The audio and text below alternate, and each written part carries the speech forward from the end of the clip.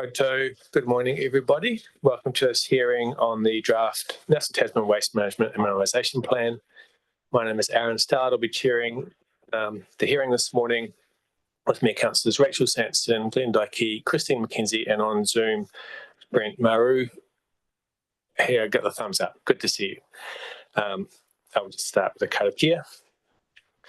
Tuia ki runga, tuia ki raro, tuia ki roto, tuia ki waho, tuia te here tangata, ka ronga te pō, ka ronga te ao, homie huia tai ki. This meeting is being live streamed. Also acknowledge our support staff looking after minutes and technology and the expertise of officers in the room. Thank you for your presence. In case of emergency, we'll be heading out 2 sets of doors down the stairs onto Trafalgar Street and around to Walk2 Square behind the council building is the meet-up point. If it's an earthquake, of course, stop, drop and hold. And if it was a biggie, then afterwards we'll be leaving the building, heading up to Pikimai in case of a tsunami risk.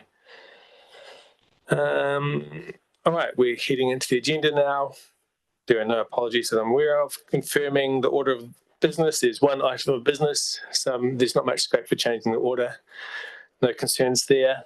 Any interest to declare for the meeting? No interests. Thank you. And now we're coming to the officer's report. Got to speak to that, Mark. Thank you, and through the chair. So, as required, public consultation was undertaken using the special consultative procedure that went from the 1st of February through to the 7th of March.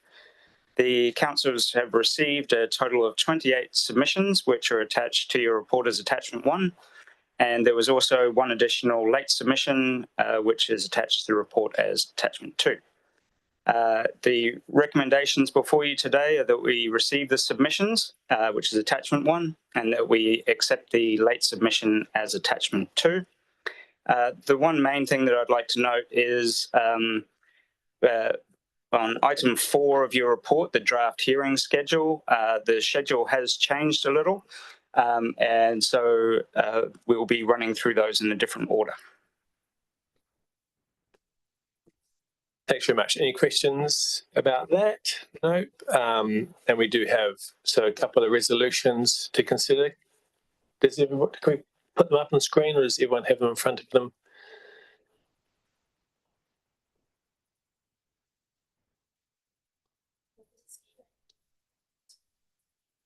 No, they're not coming up on the screen, but they're quite simple about receiving the submissions and approving the late submission. So do we have a mover for those resolutions? Thank you, Councillor Sanson, seconded by Councillor Dykey.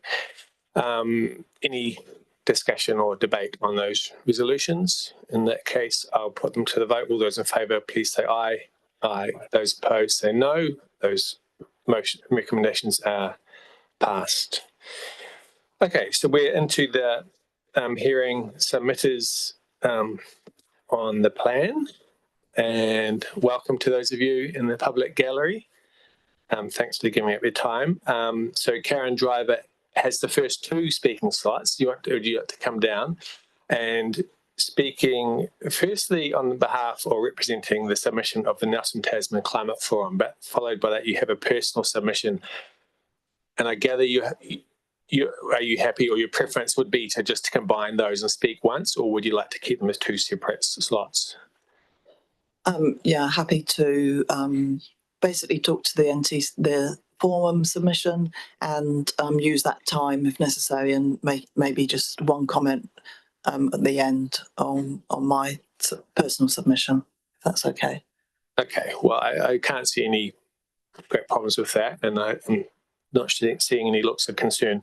So combine it's 15 minutes, and we're pretty relaxed with time today, but if you finish early, then we'll have time for questions. I'm sure there will be questions, so we'll just let you get into that. And just to clarify, you'll speak initially, we should take it, you're speaking to the Climate Forum submission, and afterwards you'll just have a wee addendum of something that's your personal one, and that's all fine. Okay. That's right, if I feel I need to, but I'll make it clear if I'm speaking on behalf of myself. That would be useful, thanks. And with you is Fred. Yes. Welcome, Fred. Okay, the floor is yours.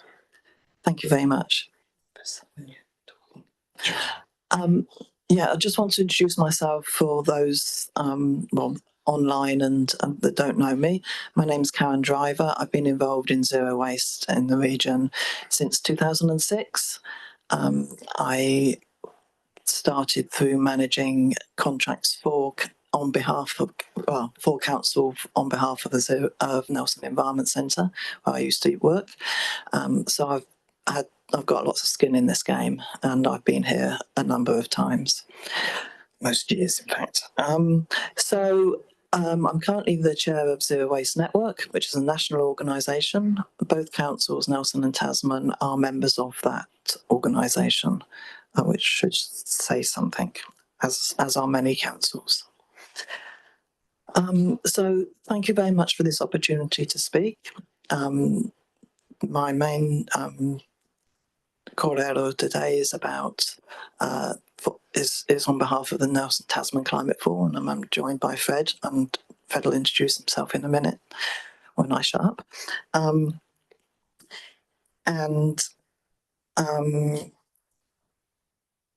Yeah, I'll just pass over to Fred. That's probably best. Thank you, Karen. Kia ora koutou katoa. I'm Fred Overmars, and professionally I'm an ecologist, and I'll come back to that in a tick. I'm also the submissions convener for the Climate Forum. So and thank you very much for the opportunity to speak here today. Just a comment about being an ecologist. We don't have waste in ecology. Yeah, good point.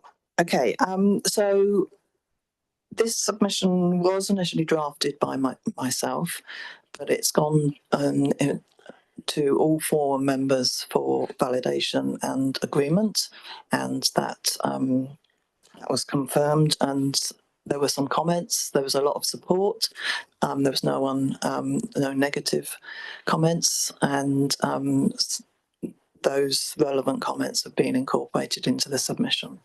So it's bigger than just me. And I don't know how many members of the forum there are, but there's a lot.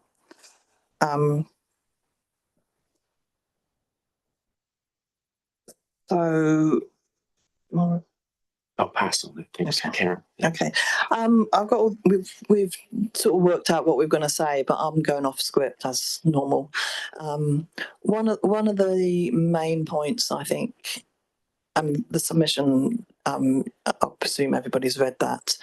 One of the main points that I want to make, and my colleagues at the forum agree with, is that this is so hard. This plan and its predecessors always speak about waste being a community problem. It's not just a council problem, and yet year after year, community aren't consulted.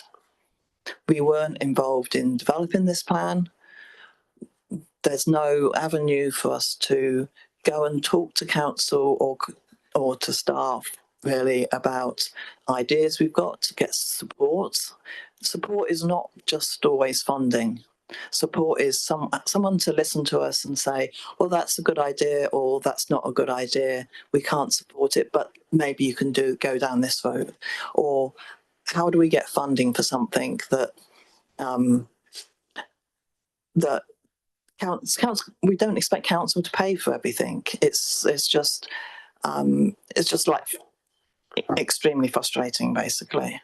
For the repair, I help run the repair cafe, Nelson, trying to get money out of council to support that program is just like mind-numbingly hard. And it shouldn't be that hard to be doing something that's at the top of the waste hierarchy that changes people's behaviour. And this year the funding was cut from 6,250 last year to 5,000 because you weren't going to pay for the coordinator to run that programme. It's just like, that's pathetic. why have repair in this plan if you're not willing to support it in some way? I don't believe $5,000 is support, basically. So anyway, I'll get back onto the script. Yes. So there are positives about the plan. My other hat was on the climate strategy advisory group on behalf of Zero Waste for council. So I've been involved in that process, which did consult the community, which was very good. And so it's good that the two documents are linked. And there is mention at the top of the waste hierarchy. It's even got the hierarchy in there, but it actually doesn't really do much about it. So I was trying to be positive. Overall approach, the big issue is the first part of the you start reading the document and my heart sank, basically. I didn't need to get very far. It talks about waste free, and then it talks about low waste. They're not the same things. Waste free is all about, and you should be using the term zero waste, because that's a nationally and internationally accepted terminology. Other councils have zero waste in their plans. I don't know why, and zero waste is in the climate strategy.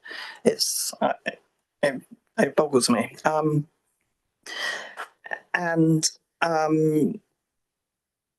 But what it's about is actually not generating that waste.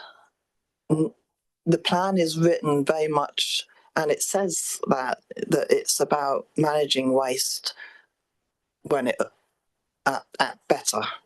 It's not managing waste better. It's actually not generating the flipping stuff in the first place. It's so frustrating. And there is no actions really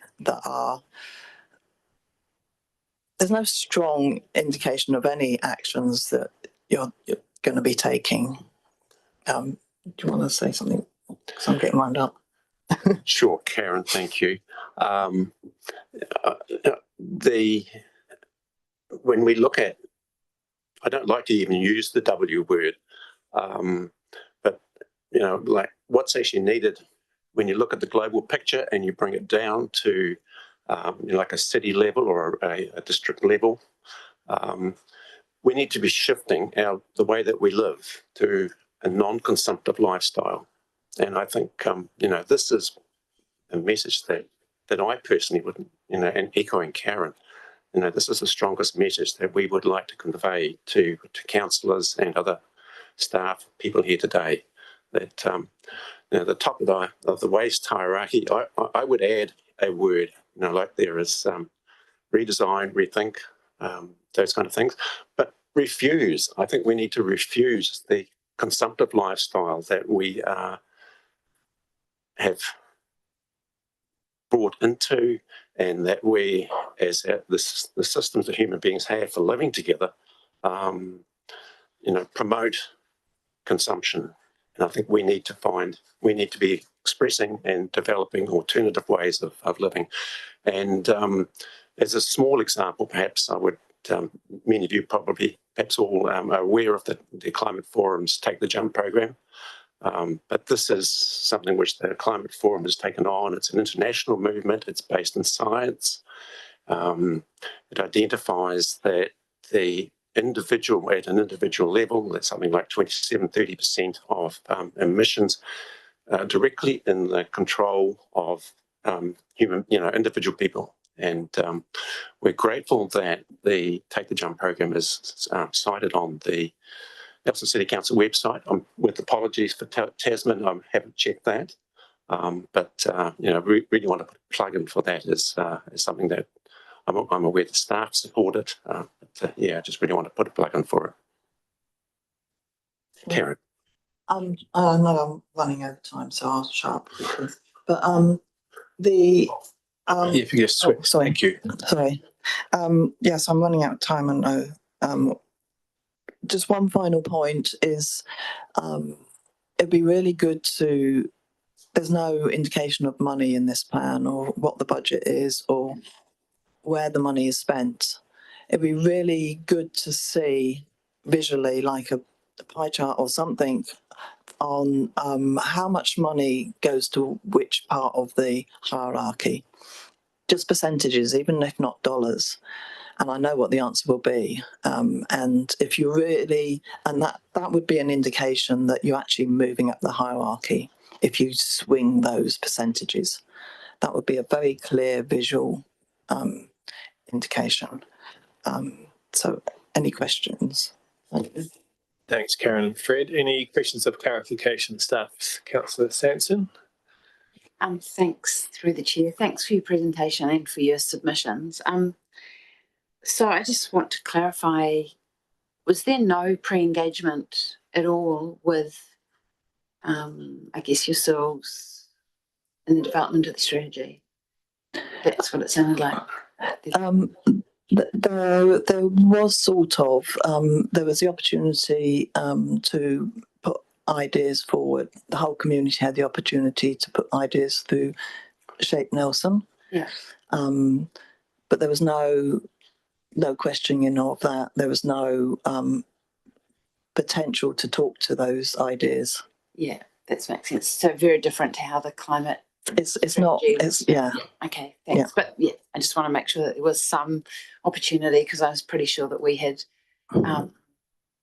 staff had recommended that and we'd, requested that be done. The engagement. Thanks. A couple of questions from me. You mentioned somewhere, I think, in there a bylaw, potential of a bylaw. Was that the case? Was that in your personal submission? You what, sorry? Potential for a bylaw around waste. That might have been in my personal submission, yes. Oh. Can we talk about that now? Yeah. Yep. I understand Marlborough District Council is putting through a bylaw similarly. What do you think would be the main elements of a bylaw to address some of the concerns you've raised today? The one that I've been talking about for a long time is waste minimisation at events. Founders as a classic example of how badly we do event waste here. We've got Waste No More who do an amazing job when they're involved. But like March Fest is an example of an event that's held on council property at Founders, and yet they're not willing to pay for waste minimisation through Waste No More. It's a council venue. Council should ensure that any events run on their premises have a decent waste minimisation, zero waste policy. It's really confusing to Nelsonians to go to Founders for like multicultural festival and have all the setup for composting and stuff, and then go to March Fest, the same place, and there's some bins there, but nobody's monitoring them. I know what the bins basically, they'll all get trashed. They'll all be, there's no separation. People don't do that unless you stand over them. I've been there, I've done it. Okay, thanks for that. And finally, or from me at least, around the whole moving up the waste hierarchy and preventing waste being generated in the first place, I wonder if you just give some comments on how that looks at the regional scale versus the national, international scale, because obviously it's just the obvious problem that a lot of the waste is sort of brought in from elsewhere, so we don't control the production of it necessarily. But any thoughts you have about what it looks like at that regional scale for things we can control, and then I guess it's advocacy beyond that, but interested to hear your thoughts.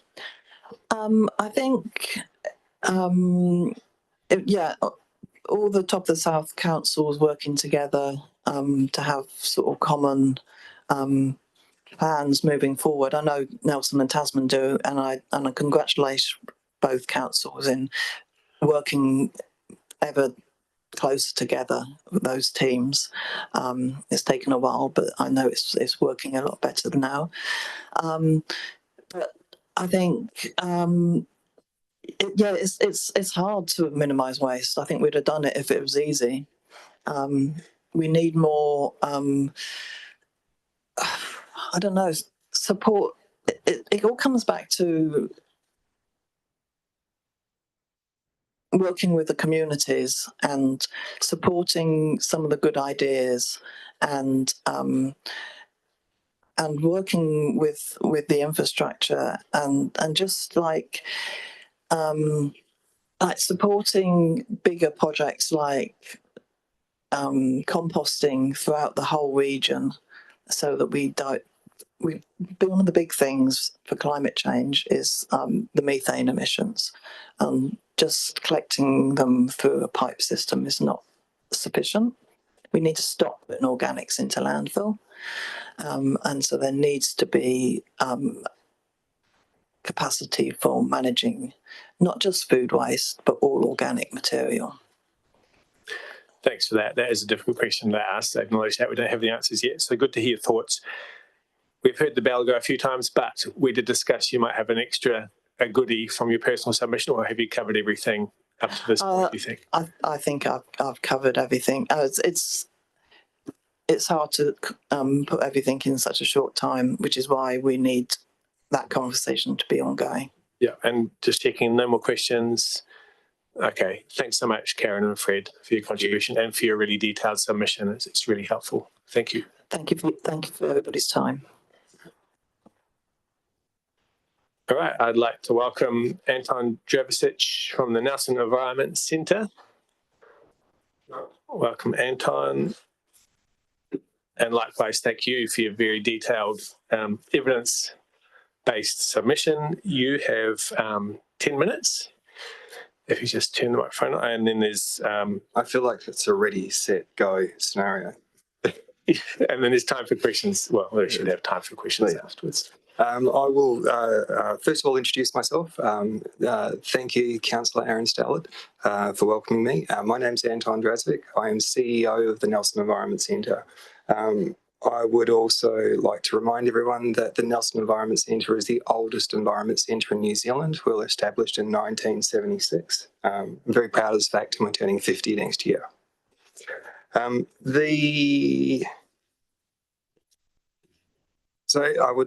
I have written a speech. Unfortunately, I have not had time to memorise this, so do indulge me because I will be reading from a script.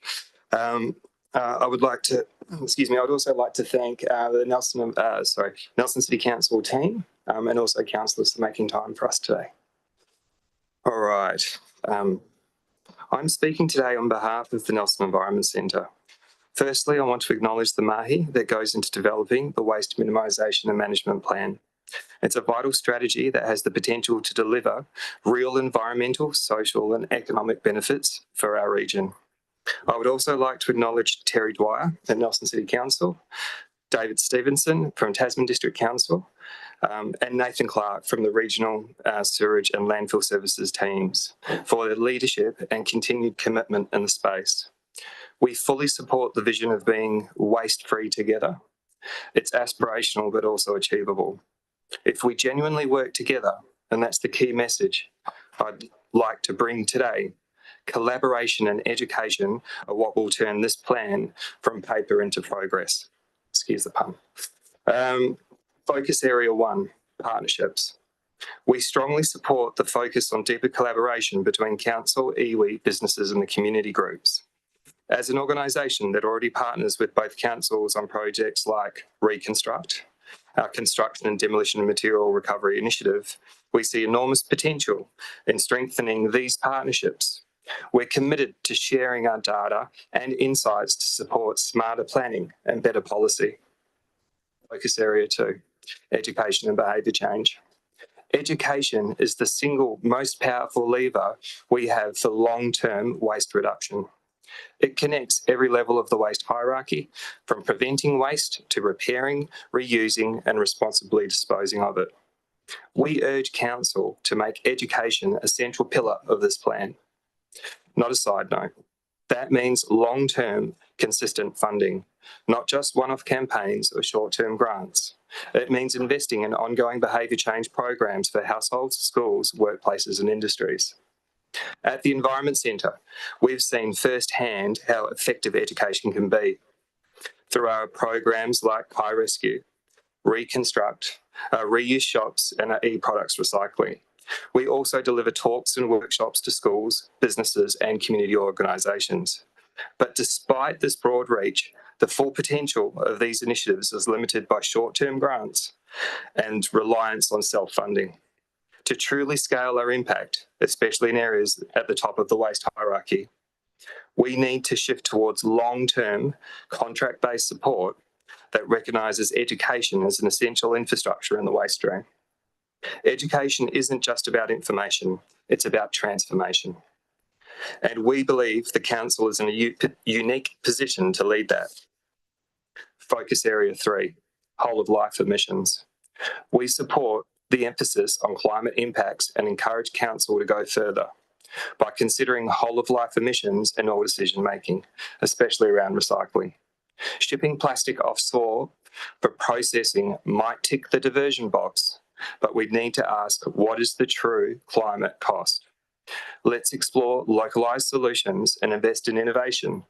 With the right support, our region could lead the country in a circular, low emissions waste system. Focus Area 4, Product Stewardship and Innovation. We support the expansion of product stewardship, especially for electronic products, one of the world's fastest growing waste streams. But again, education is the key. Even the best product stewardship scheme won't succeed without public awareness and behaviour change. We need to know how, where and why to dispose of e-waste safely. Focus Area 5, Equity and Access. We also believe equitable access to waste services is critical. For example, user pays e-waste drop-off creates a barrier for whānau. These items often contain hazardous materials, start fires, and should not end up in landfill or illegally dumped. We'd like to see free and accessible drop-off points across the region supported by education and safe processing. In closing, we share your goals. We want to see Nelson Tasman lead the country in waste minimisation because it's the right thing to do. And because it builds resilience, creates green jobs, and protects our whānau and our people. Let's invest in the systems and the people that make this work possible. Let's prioritise long-term education and support and not just manage waste, but prevent it. Thank you for the opportunity to speak. Welcome any questions. Thank you, Anton. Any questions? Councillor Kinsey and then Councillor Sampson. Thank you very much, Anton, for your submission and your thoughts. I've read across a number of the submissions how important data is, so we actually understand what's going on. And you've pointed out in your submission that there is no weighbridge at the Nelson Resource Recovery Centre. At the transfer station, correct. And so how do you know why there is no weighbridge? And can you explain to me how it would be of benefit to have the weighbridge there? It is. I don't have the information, nor would it be my place to say why we do or don't have a weighbridge there. That's to council and to funding, and so that's not. I don't feel as fair. The point is more to data capture. So we're just trying to capture more data that's going through. That's our focus. Yeah. So it's a suggestion. Okay, or maybe a slightly different question then. I mean, in the past, have you made submissions on the council's long-term plan around the importance of having a weighbridge? I'm going to be very cheeky because a previous colleague is here with me, Karen, and I can feel her over my shoulder. If I may take advantage of her being here and ask if she, when she was employed by us, did we do any work around submissions to that effect? I can't recall anything off the top of my head, Karen. Yes, sorry, I can't recall. Okay, all right, thank you. Thanks, through the chair. Kia ora, Anton, thanks for a really clear submission and delivery.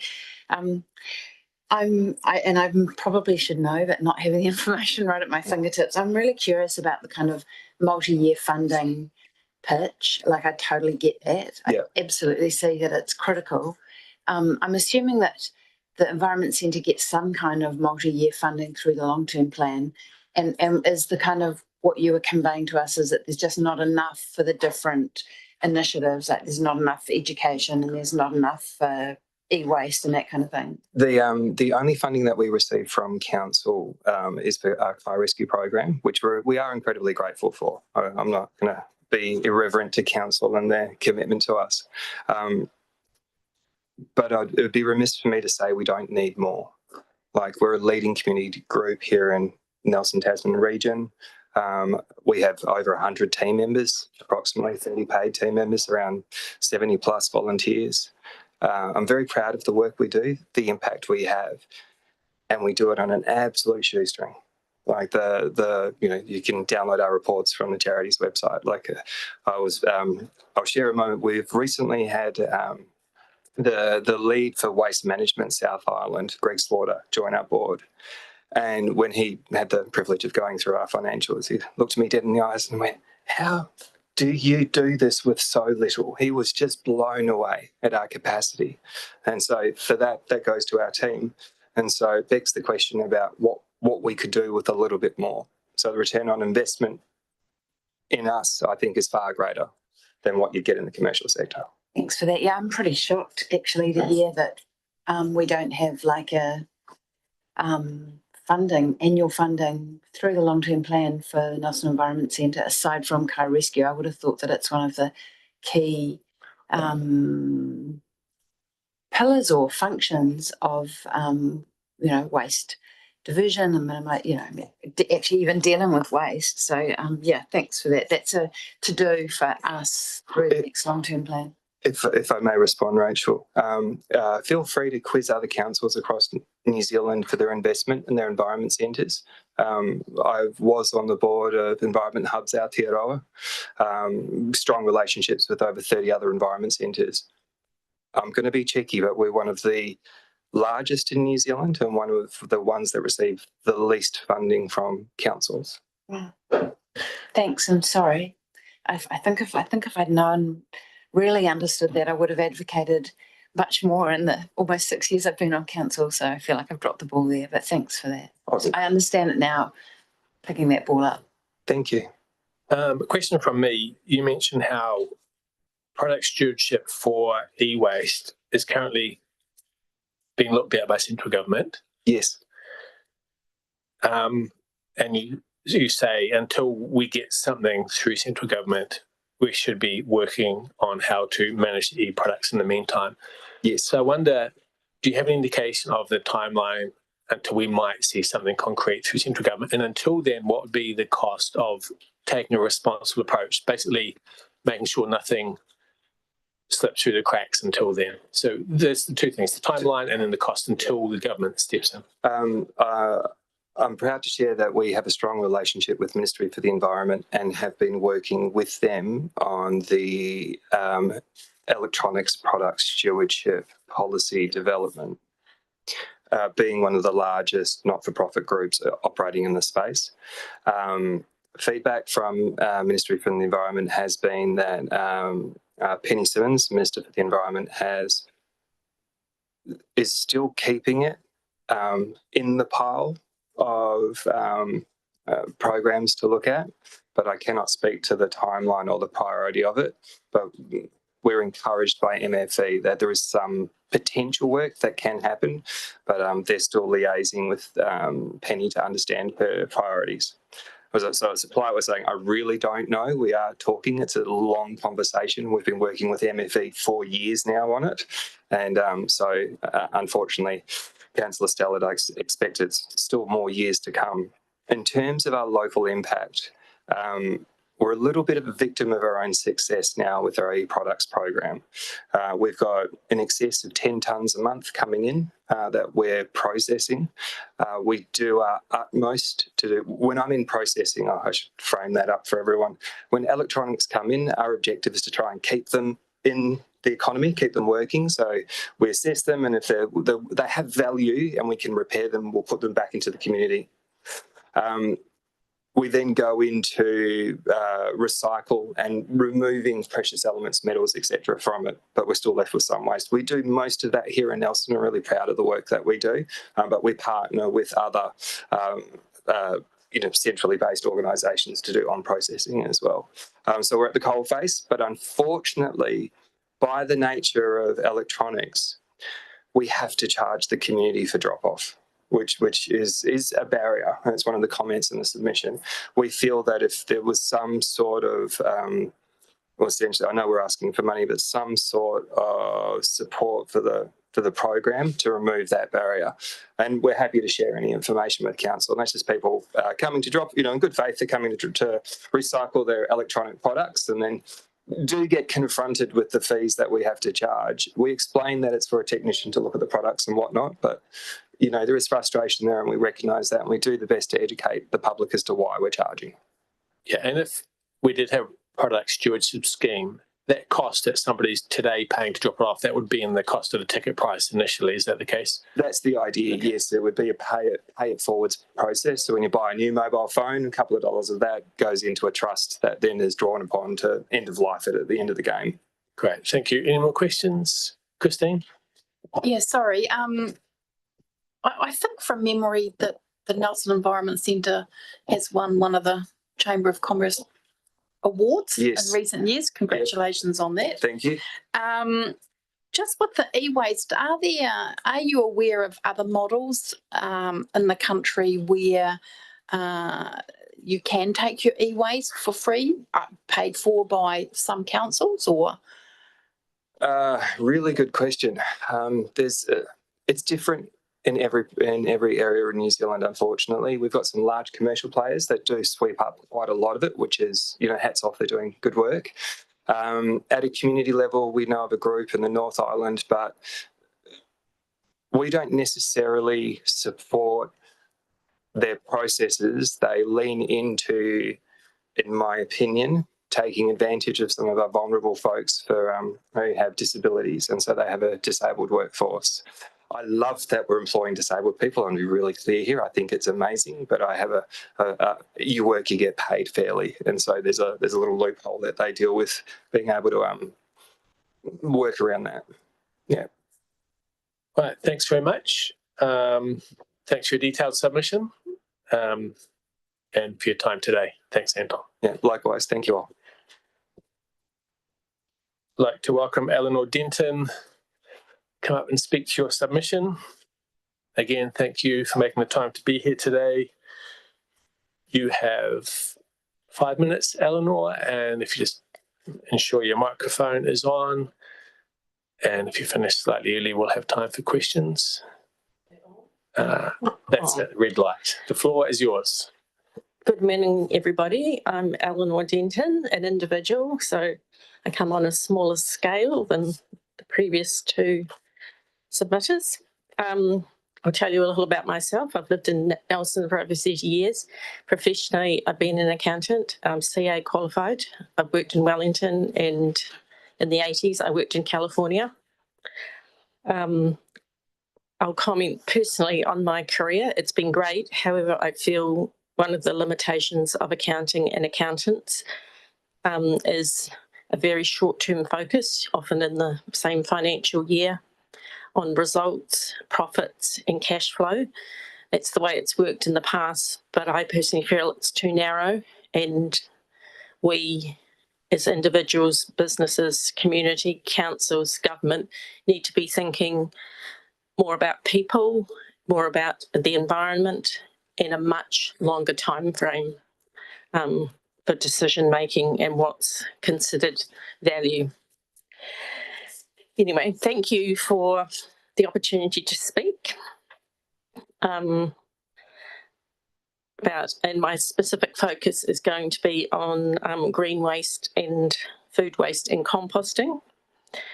I'll tell you a little story which involves mice, retirees and a baby, which is part of the reason I've come to submit. I'm rodent phobic, and I discovered in a previous house I lived in, I guess you'd call it a mouse nest in the bottom of the compost heap, put me off forever. I moved to a smaller place in the wood in Decessory Way. I've tried bokashi, but the garden's not really big enough to process the food waste I generate as an individual. So I joined up with community compost. Absolutely perfect for me. Deals with the rodent issue, the bucket seals, takes away my fruit and vegetable waste. I'm really, really happy with the scheme, and that it, it's circular, and that the compost can go back into the community or into parks or things in the region. I feel that we need to scale this up. So I've done my own little thing in the street in the Decessory Way, and I've paid for the large size bucket, and I've asked everyone in my street if they'd like to contribute. They can put it in there at no cost, which they do. So between us, we generate about 5 kilos a week. Some of the comments I've had from the people in the street, who range from early 60s up to mid 90s, is they think it's great. It means they can put their blue bag out less often because there's not decomposing food waste in it. And I've heard comments like, why can't we get a scheme like this in Nelson? We've got it in Tauranga where my daughter lives. I also had it in Timaru where my late mother lived way back in the early 2000s. And I've seen it in California as well. And the baby is my grandson. I'm a first-time grandmother. He was born last year. His name is Moss Alexander Rainey. He's absolutely fantastic. And I think forward to this, what his life's going to be like. He's a cute, smiling baby. And I want him to have a good life. I want him to be able to have children and grandchildren and look to the future.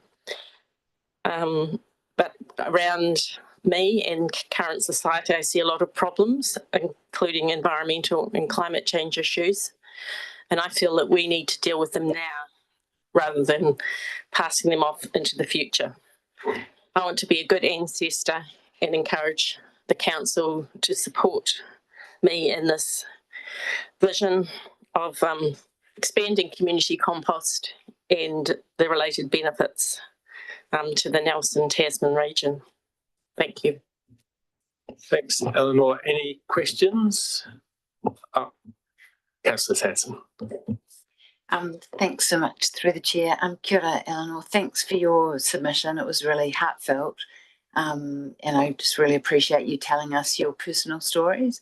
It means a lot. And also it's great to hear how you're able to utilise a larger bucket for your neighbourhood. I'm just curious, how much is that costing per week that you're obviously donating to your street, which is really wonderful? I think the cost has gone up recently, but on principle, I think it's somewhere between $70 and $90 a month. Yeah. So sort of around $20 a week, but I feel like I'm able to, it's kind of my donation to the wider vision. But it's also really great that you highlighted that your neighbours are able to save by not having to put their blue bags and their rubbish out.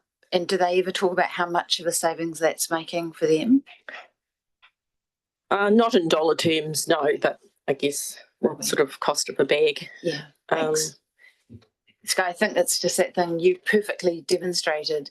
Like, we often talk about the cost of composting and composting services, but then never the savings that people in the community make by not having to put out, regular waste is never kind of factored in. So you just perfectly demonstrated that actually it's a savings often for the community to have these kinds of schemes. So thank you for that.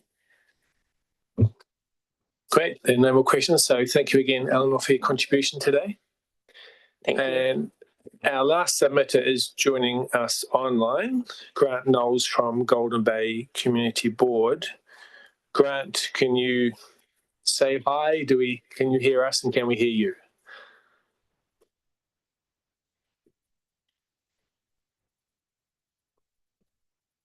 Hello, Grant, are you there? I can see him on the screen, but perhaps he's nipped away. We might just adjourn for a few minutes and stretch your legs. Hi, Grant, can you hear us? Okay, maybe I've tried unmuting it. Yes, Can we we can hear you now? Can you hear me now? Yes, we can. Welcome, Grant. I'm having a wee bit of trouble with the network. Well, we can hear you loud You and can hear me clear. now? Oh, good. Okay, thank you. So Thanks you got very much. 10 minutes. Off you go, Grant. Thanks for the opportunity for the community board to talk together. Oh, good. Thank you. Oh, well, thank you. I appreciate your time today and hearing these submissions. And yeah, we felt very strongly that it is a vision of waste together. In Golden Bay, we do have an isolation problem, and all that waste going over the hill just seemed like a bit of a waste of time. If there was some other way of doing it, that'd be great. However, just looking at, yes, we really believe that, reducing waste personally, reducing the way of consuming would actually make a huge difference to waste. But we also believe that Golden Bay residents, and a strong part of what our submission was about, that strong. A lot of Golden Bay residents will be happy to pay more to significantly reduce waste, but we don't think they would want to pay more for the same services. It would be good to bring it back to our board over here in Golden Bay, taking care of our own stuff. I mean, that makes more sense to a lot of us over here. We've got a lot of strong people in the community who feel very passionate about the environment, and I think that has come across a lot over the 9 years I've been in community board, and so to somehow reduce that, we've got to do that first. Is consumption, I think, has a big part of it. We would like to see another strong aspect of what we would like to see in the Bay is the expansion of building materials recycling program, maybe run out of the Resource Recovery Centre in Tākaka. Look, I know this has started over the hill in Richmond, and it's proven to be a very good program, and we would definitely like to see it. We've got a lot of building going on over here too, and a lot of waste from that, and yeah. So that's something that we feel really strongly, and the recycling of other goods could also be expanded through the setting up food waste collection program and promoting these programs and initiatives. So, Golden Bay, we're not unique. We're a little bit different over here. And we feel that the community board has had a lot of feedback over the years on waste, and just doing something a little bit more diverse and outside the box is important. Yeah, we agree with a lot of your statements, but not paying more.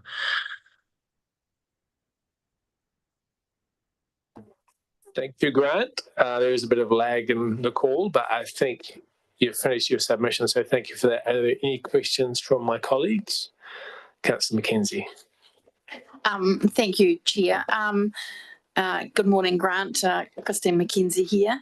It just makes me wonder about the mandate that you've got in the Golden Bay Community Board, whether you feel that this is a topic that you could develop your own work program by the community board, particularly, for example, getting that expansion of the building materials recycling over there? Is it something that the board could take a lead role on?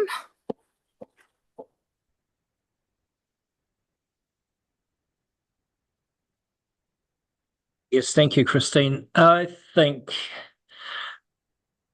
absolutely the community board would love to do something like that. I think it's really important that as our role in the community, we do need to expand our reach and take on more projects like this. So I see that as an important aspect of our community board. Yeah, no, that's good to hear, because it might be something that that actually, you know, in the next term, you want to make sure is kind of built into your reason for being.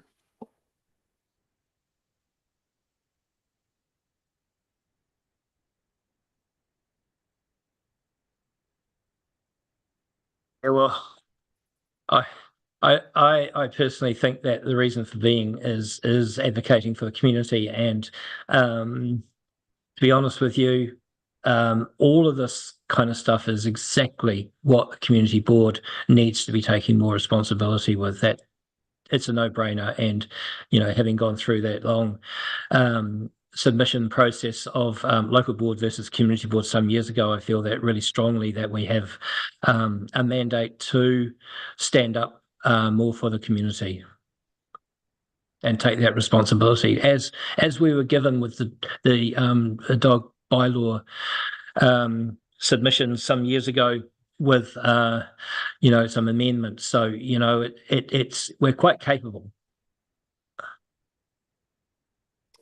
And just one quick question from me. Grant, you do mention how you'd like to see the whole situation being more open to building houses and buildings with alternative materials. What can we do at the council or regional level, acknowledging that obviously the building code and central government legislation would govern a lot of that work?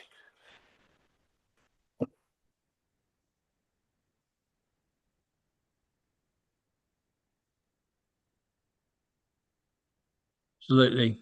I understand that, and I understand that it's really, I think council's role in lobbying the central government and the for better a broader base around building materials is it's got to come. It's got to move forward. We've been in this paradigm of using the same old materials for about ever, and there are some fantastic techniques and new ideas out there. We need to move forward with it, with some alternative, you know, like I'm not going to get onto the tiny home thing or yurts or stuff, but what I want to talk about is hempcrete and other materials which are not yet being fully utilised for their ability to build very, very strong and healthy homes. And we do need to have maybe interpreting. You know, it's up to council to interpret the rules and interpret what central governments say, and I think sometimes we lack a little bit of broadly speaking. We're a bit limited in our interpretation sometimes as well. Thank you, Grant, for encouraging us to be more free-thinking in our interpretation of legislation. And thanks for your time today to join us from Golden Bay and have your voice heard. Kiora, thank you. Awesome. Okay, that was the last person speaking to a submission. I wonder if now we could look at next steps in this process. Thank you. And through the chair, so following the hearing of the submissions today, next up in the process, we'll be having a meeting to deliberate those submissions. That'll be held on the 29th of April. At that meeting, officers will take direction from the working party about any changes they want to make to the draft plan. From there, the final waste plan will be submitted to the two councils for final approval. The date of that will still be confirmed. Great, thanks. And is there an intention to any kind of workshopping before presenting the final versions for adoption? We'll still be working through that process about what the most suitable method for that is, but we do intend to socialise it at some form of workshop. Thank you. All right, unless there are any final things we haven't ticked off, I think we're ready to close the hearing. So a big thank you to submitters who came in today and shared their thoughts, and for your detailed submissions. It's really helpful. And thank you to our governance support staff and council officers and fellow panel members. I will close with a karakia. Tia kina te rangi, tia kina te ho, tia kina te moanga, tia kina te awa, tia kina te moana, tia kina te whaia o te ao, tia kina papatunuku, homie huie tai kie. Meeting's closed. Thanks, everyone.